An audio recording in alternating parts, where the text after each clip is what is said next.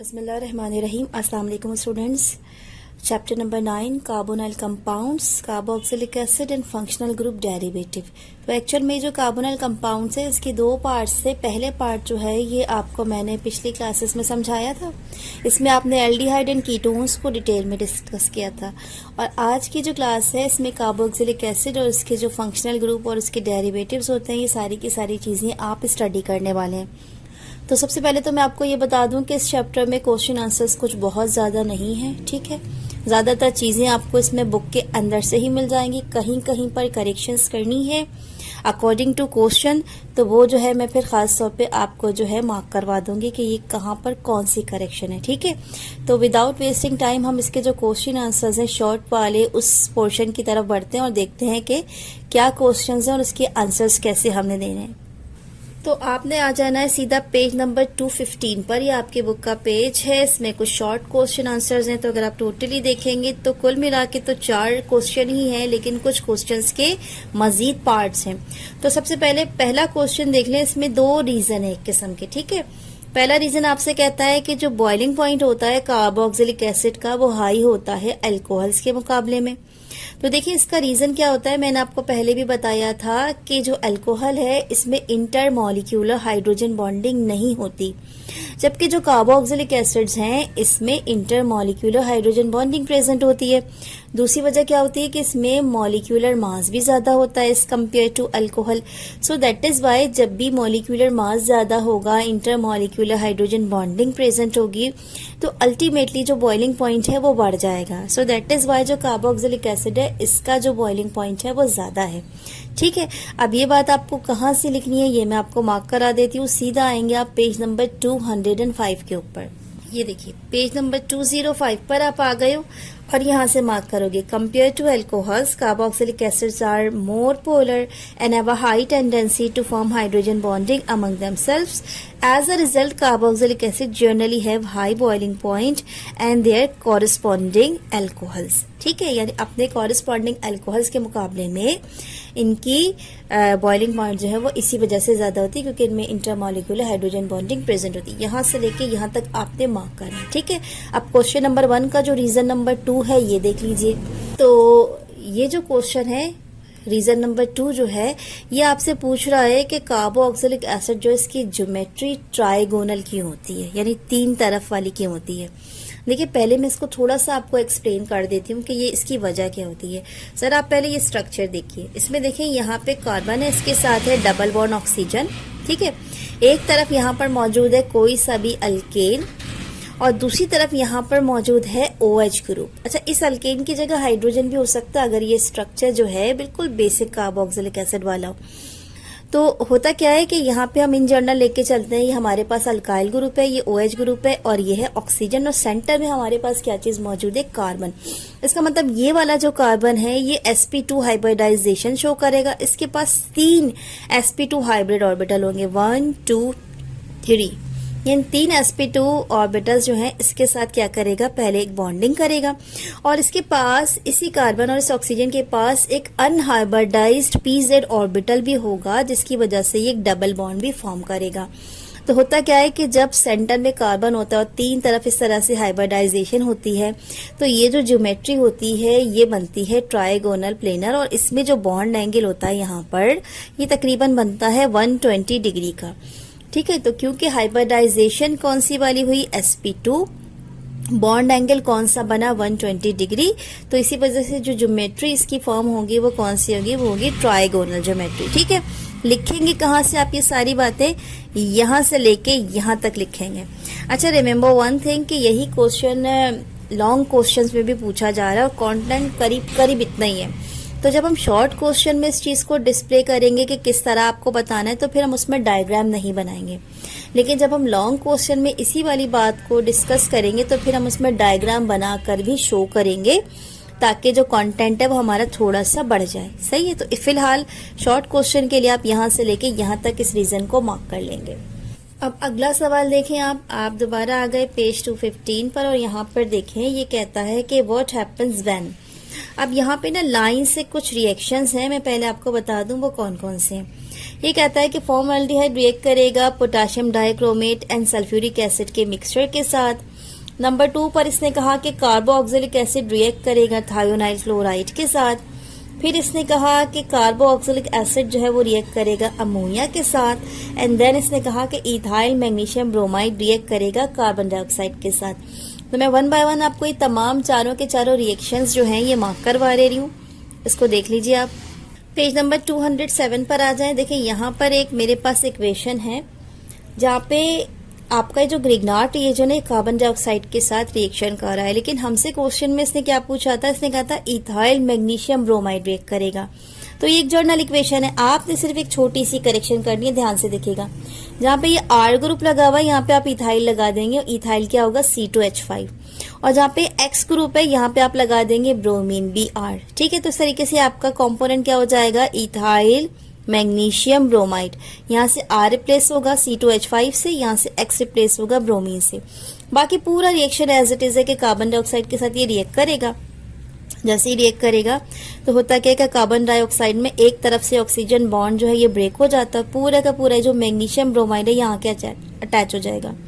तो इस तरीके से मैग्नीशियम ब्रोमाइड को आपने अटैच कर देना है, और ये वाला जो R ग्रुप है ये नीचे आ जाता है, तो यहाँ पे एज इट इज आपने C2H5 ग्रुप जो है ये लगा देना है। ठीक है, जहां जहां ब्लू पेंसिल से मैंने करेक्शन की इक्वेशन में आपने वही करेक्शन वाली इक्वेशन लिखनी है। उसके बाद आप इसकी हाइड्रोलिसिस करते हैं, फिर क्या होता है कि ये जो है अपने आप को अरेंज कर लेता है, कार्बोक्सिलिक एसिड बना देता है, और जो रिमेनिंग प्रोडक्ट है वो बच जाती है आपके पास। तो यहाँ पर भी जो R है इसकी जगह आपने C2H5 लिखना है, और जो X है इसकी जगह आपने ब्रोमीन लिखना है। ये इक्वेशन आपकी कंप्लीट हो जाती है। ठीक है, अगली इक्वेशन देखिएगा जी स्टूडेंट्स। तो अगली इक्वेशन जो उसमें भी एक छोटी सी करेक्शन है, हमारे पास एक जर्नल रिएक्शन है। इस जर्नल रिएक्शन में एल्डिहाइड की ऑक्सीडेशन कर रहे हैं हम पोटेशियम डाइक्रोमेट और कंसंट्रेटेड सल्फ्यूरिक एसिड के साथ, तो हमारे पास कार्बोऑक्सिलिक एसिड बन रहा है। लेकिन इसने हमसे क्वेश्चन में जो पूछा था वो फॉर्म एल्डिहाइड पूछा था। तो फॉर्म एल्डिहाइड में यहाँ पर R की जगह क्या चीज आएगी, H आएगी।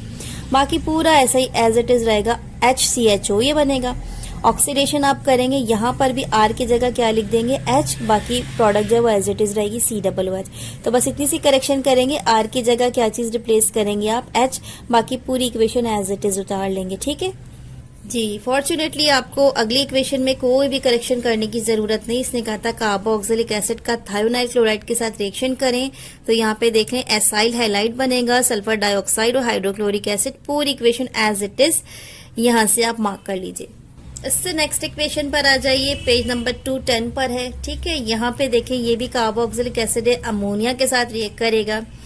एज अ रिजल्ट पहले एक इंटरमीडिएट प्रोडक्ट बनेगी जो होगी अमोनियम सॉल्ट, और उसके बाद आप इसको हीट करेंगे, हीट करने पे अमाइड बना देगा और साथ में वाटर मॉलिक्यूल रिलीज होगा। तो ये इक्वेशन भी आप एज इट इज लिख लीजिए। इक्वेशन का ये पोर्शन जो है वो हमारा कंप्लीट हो जाता है। उसके बाद अगला सवाल है हमारे पास कि आपको कमर्शियल एप्लीकेशन लिखनी है कार्बोक्सिलिक एसिड्स की। तो एक बात याद रखिएगा, जरूरी नहीं कि बुक में कोई अलग से हेडिंग हो जिसमें मेंशन हो कि कमर्शियल एप्लीकेशन क्या है। कमर्शियल एप्लीकेशन का मतलब क्या होता है कि आप कहाँ कहाँ पर इसको इस सेंस में इस्तेमाल कर रहे हैं जिससे कोई ना कोई प्रोडक्ट बन रही है और लोगों को फायदा हो रहा है। ठीक है, लेट सपोज एक टूथपेस्ट भी बनता है ना, और वो तमाम लोगों के इस्तेमाल में आ जाता है, तो टूथपेस्ट की जो मैन्युफैक्चरिंग है और उसका जो पर्पज है वो एक कमर्शियल एप्लीकेशन है। ठीक है, तो इसी तरीके से अब लेट सपोज हमारे पास है यहाँ पे कार्बोक्सिलिक एसिड। तो कार्बोक्सिलिक एसिड एक पूरा ग्रुप है, उसमें बहुत सारे मेंबर्स हैं। लेट सपोज मैलिक एसिड है, उसमें एसिटिक एसिड है। ठीक है, तो इन तमाम ब्यूटेरिक एसिड है, इन तमाम के कुछ ना कुछ पर्पस हैं और उस पर्पस के अकॉर्डिंग्स में वो इस्तेमाल हो रहे हैं। तो ये तमाम की तमाम जो एप्लीकेशन है वो किस सेंस में हुई, वो हुई इसकी कमर्शियल एप्लीकेशन। ठीक है, यानी लोग उसको यूज कर रहे हैं और वो उनकी डेली लाइफ में इस्तेमाल हो रही है। आप सीधा आ जाएंगे पेज 211 पर। तो इतनी लंबी चौड़ी जो भी कहानी मैंने थोड़ी सी सुनाने की कोशिश की थी, इसका मकसद ये था कि हमारी बुक में पेज 211 पर ये हेडिंग नहीं है। हमें सबसे पहले तो अपनी हेडिंग को करेक्ट करना है। Use of some common carboxylic acid and their derivative के बजाय आपको लिखना है एप्लीकेशन ऑफ, यहाँ से लिखेंगे common carboxylic acid and their derivatives. अब यहाँ पे बहुत सारे हैं मेरे पास, मगर हम अपनी बुक में क्योंकि शॉर्ट क्वेश्चन के हवाले से पूछा जा रहा है एनी 5 मार्क करेंगे। मैंने ज्यादा इसलिए कर ली कि आपको इसमें से जो भी आसान लग रही है ना, आपने वो वाली एप्लीकेशन याद करनी है। ठीक है, अब यहाँ पे देखिए सबसे पहले सिट्रिक एसिड ये प्रिजर्वेटिव के तौर पे, फ्लेवर इन्हांसर यानी फ्लेवर को बढ़ाने के लिए, और इसके अलावा एसिडिटी रेगुलेटर के तौर पे इस्तेमाल होता है, ठीक है। उसके बाद मैलिक एसिड है, ये फूड एडिटिव्स के तौर पे और पीएच कंट्रोल एजेंट के तौर पे इस्तेमाल होता है। टार्टरिक एसिड है, ये फूड एंड बेवरेज इंडस्ट्रीज में यूज होगा, ठीक है। एसिटिक एसिड है, इसका भी आपको पता है कि प्रिजर्वेटिव के तौर पे और मुख्तलिफ वेरियस जो केमिकल सब्सटेंसेस फॉर्म होते हैं उनमें एक रॉ मटेरियल के तौर पे यानी स्टार्टिंग मटेरियल के तौर पे इस्तेमाल होता है। सैलिसिलिक एसिड है, ये स्किन के प्रोडक्ट्स के लिए बहुत ज्यादा इस्तेमाल होता है। इसके अलावा एस्प्रिन एक बहुत फेमस मेडिसिन है, ठीक है। जितने भी दिल के अमराज में मुब्तला लोग होते हैं उसका यूज करते हैं एस्प्रिन का, उसमें भी इस्तेमाल होती है सैलिसिलिक एसिड। आपकी जो एस्प्रिन होती है उसमें भी इस्तेमाल होती है। बेंजोइक एसिड, अब ये जो बेंजोइक एसिड है मुख्तलिफ किस्म की डाइज में, परफ्यूम्स में, प्लास्टिक्स में, इन सब चीज़ों में इस्तेमाल होती है। एसिडामाइड, ये मुख्तलिफ किस्म के जो ड्रग्स हैं इनकी सिंथेसिस में इस्तेमाल होती है, यानी मेडिसिनल कंपनीज जो हैं उसका ज़्यादा इस्तेमाल करती हैं बेंजोइक एसिड का। उसके बाद है एसिटामाइड, ठीक है, ये भी मेडिसिनल कंपनी में इस्तेमाल होगा। नेक्स्ट आपके पास एसिटिक एनहाइड्राइड, अब ये जो है ये भी मुख्तलिफ किस्म की डाइज में और इसके अलावा जो सेलुलोज एसीटेट वगैरह इस तरह के जो प्रोडक्ट होता है उसकी मैन्युफैक्चरिंग में इस्तेमाल होता है। एक और यहाँ पे एक्स्ट्रा प्रोडक्ट है वो है ब्यूटेरिक एसिड, ये जो है क्या करता है, जो डेयरी प्रोडक्ट्स हैं इसका जो टेस्ट है वो थोड़ा डेयरी प्रोडक्ट्स जो है उसको इन्हांस करने के लिए इस्तेमाल होता है। जैसे फॉर एग्जांपल कहीं पर चीज़ बन रही है या मिल्क बन रहा है तो वहां पर जो है इसको जो पर्टिकुलर चीज़ का या मिल्क का एरोमा देने के लिए हम ब्यूटेरिक एसिड को इस्तेमाल करते हैं। तो ये बहुत सारी चीज़ें हैं जो इसकी कमर्शियल एप्लीकेशन है। आप इसमें से कोई से भी 5 जो आपको आसान लग रही है उसको याद कर लीजिएगा और उसको बना लीजिएगा नोट्स की शक्ल में। एक लास्ट क्वेश्चन हमारे पास बचा, शॉर्ट क्वेश्चंस में इसको देख लें आप। ये कहता है कि आपको इन कार्बोक्सिलिक एसिड्स के नेचुरल जो सोर्सेस हैं वो बताना है, यानी हमने इसे ऑब्टेन कहाँ से किया, कौन कौन से, फॉर्मिक एसिड को, एसिटिक एसिड को, वेलेरिक एसिड को और कैप्रोइक एसिड को, इनका नेचुरल सोर्स किधर है, मतलब सबसे पहले आपने इसको कहाँ से आइसोलेट किया था। तो पेज 212 पर आ जाइए, आपको एक पूरा चार्ट मिलेगा, उसमें बहुत सारे कार्बोक्सिलिक एसिड्स हैं और उनके नेचुरल सोर्सेज जो हैं वो भी बताए हुए हैं। यहाँ आ जाइए। अब इसने आपसे क्वेश्चन में जो पूछा है आप सिर्फ वही वाले बताएंगे। फॉर्मिक एसिड इसका नेचुरल सोर्स होता है एंट, क्योंकि ये लैटिन वर्ड फॉर्मिका से निकला है, चूटियों से आपको सबसे पहले मिल जाएगा। उसके बाद एसिटिक एसिड, ये लैटिन वर्ड एसिटम है, विनेगर इसका सोर्स है, विनेगर से मिलेगा आपको। अगला इसने आपसे कहा था वेलेरिक एसिड, खास किस्म की रूट्स होती हैं जो कहलाती हैं वेलेरियन रूट्स, यहाँ से आपको मिलेगा ये, ठीक है। उसके बाद है कैप्रोइक एसिड, ये आपको गोट यानी बकरी जो है वहां से आपको मिल जाएगा, इसका जो नेचुरल सोर्स है वो कैपर यानी गोट बकरी ही है। तो इस तरीके से आपको लाइन से इसने कुछ पूछे हैं, लेकिन मेरी राय ये है कि आप यहाँ से इसे भी जो 2 लेफ्ट हुए में हैं यानी एक प्रोपेनोइक एसिड वाला और एक ब्यूटेरिक एसिड वाला, इन दोनों को भी याद कर लीजिएगा, क्योंकि ज़रूरी नहीं कि पेपर में आपको यही 4 पूछे जाएं, इनमें इन दोनों में से भी कुछ पूछा जा सकता है, ठीक है। तो इनके भी नेचुरल सोर्सेज जो हैं इसको भी आप याद कर लीजिएगा। तो उसके साथ ही आज के जो शॉर्ट क्वेश्चन आंसर्स हैं इसके वीडियो कंप्लीट हो गई। आप खुद भी देख रहे थे कि चैप्टर बहुत छोटा सा था, इसका सेल्फ असेसमेंट भी बहुत मामूली सा था, छोटे छोटे से 2 थे और इसके साथ साथ इसके जो शॉर्ट क्वेश्चन आंसर्स हैं वो भी बहुत कम थे। लॉन्ग भी इसी तरीके से बहुत कम होंगे क्योंकि चैप्टर में कंटेंट इतना नहीं है।